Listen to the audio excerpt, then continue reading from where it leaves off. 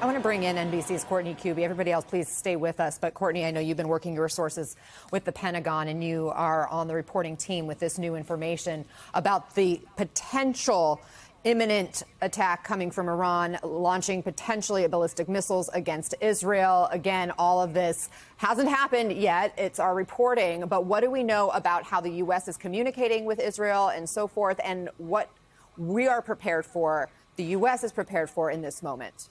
Yeah, and Anna, you hit the nail on the head here. So the big question right now is, yes, we have officials telling us this is imminent, but has it actually begun? So think back to April. You'll remember that Iran and proxy groups started firing off projectiles like loitering munitions or drones several hours before they actually started impacting or really threatening Israel.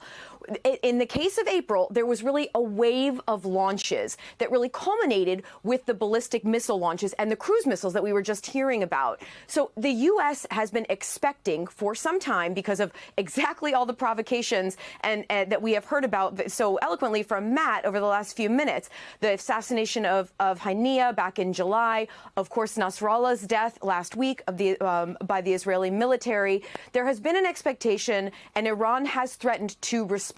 So what we keep looking back is, how did they respond in April? The expectation here at the Pentagon is that we will see something that could go a little bit beyond April, but we shouldn't just look at numbers. So as far as how it could escalate. In April, remember, there were about 300 different projectiles, but they were all the different ones that we heard about.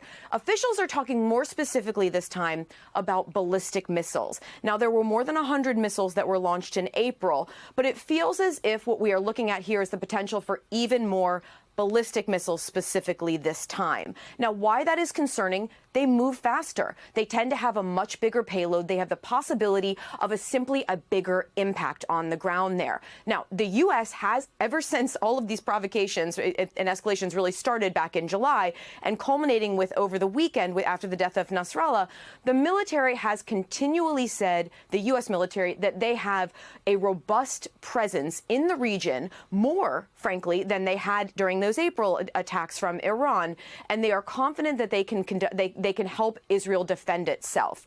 Now, they've even are sending, the U.S. has sent some more assets so far. They are moving some more into the region, but they already felt pretty confident that they could defend. But here's another thing that's different from April, Anna. Number one, then you'll recall it was a huge regional response, defensive response to Iran. Allies helped with some air defenses. They allowed overflight of U.S. assets, U.S. jets and things over their countries to help with this defense. It's not clear right now where that stands, and that could be a big change from this time. Another thing, officials still feel pretty confident that, like in April, the targets would not be largely civilian in nature inside Israel. The expectation is that if and when Iran does carry out this attack, they will go largely after Israeli military assets and even government assets, as opposed to targeting civilians. Now, remember, that doesn't mean that there won't be civilians nearby. I'm not saying that decreases the potential threat here, but the expectation is that they would go more after military and government targets as opposed to civilian officials. So that's where we stand right now. The U.S. military, who has pledged that they will help Israel defend themselves against any possible attack, has more assets there now than they did in April.